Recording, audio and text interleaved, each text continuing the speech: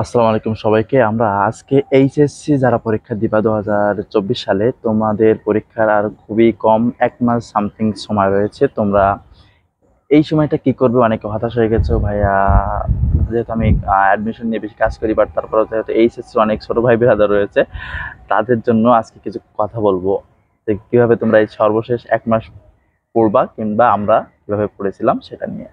দেখো, তোমরা যারা এই বছর এইচএসসি পরীক্ষা দিবা, এইচএসসি পরীক্ষার পরবর্তীতে কিন্তু আলটিমেটলি একটা অ্যাডমিশনের দিকে যাওয়া লাগে। এজন্য এখন তুমি এই এইচএসসি রেজাল্টটা কিন্তু তোমার জন্য অনেক বেশি গুরুত্বপূর্ণ হতে পারে। কেননা কিছু কিছু জায়গা থাকবে যেখানে তোমার এই রেজাল্টের উপরে ডিপেন্ডস করে তুমি ওই বিশ্ববিদ্যালয়ে আবেদন করতে পারবে ভর্তি হওয়ার জন্য।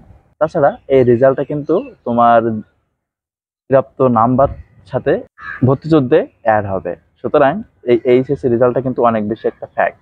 এজন্য এই সর্বশেষ যে 1 মাস রয়েছে, এই 1 মাসে তুমি যে কাজগুলো করবে একটু প্লিজ নোট নিতে হবে, খাতা কলম হাতে নিতে হবে, এখনই নিতে হবে, অলসতা করা যাবে না।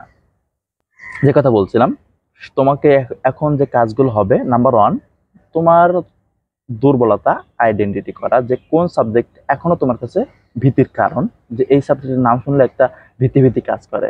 তুমি যে শাখার ছাত্র হও না কেন, তোমার কাজ হবে এইটা আগে আইডেন্টিফাই করা। দ্বিতীয়ত কাজ হবে তোমার প্রিভিয়াস গাইড বা নোট থেকে কোন কোন সাবজেক্টের কোন কোন অধ্যায় থেকে প্রশ্ন আসতে দেখা গেছে বা এমসিকিউ আসতে বেশি দেখা গেছে, ওই ওই চ্যাপ্টারগুলো রিমার্কেবল করা। তৃতীয়ত কাজ হবে সবকিছু থুয়ে, মোবাইল বন্ধ করে, ফেসবুক অফ রেখে, মেসেঞ্জার অফ রেখে, প্রয়োজনীয় ছাড়া সবকিছু বন্ধ করে এখনই ভিডিওটা অফ করে পড়তে বসা।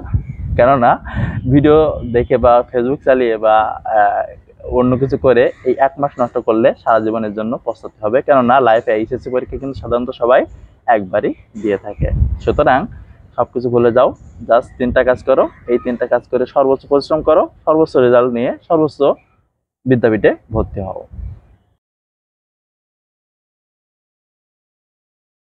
তোমাদের জন্য শুভকামনা থাকতেছে। ভালোভাবে এইচএসসি পরীক্ষা দাও, দেখবা তুমিও হবে বাংলাদেশের টপার।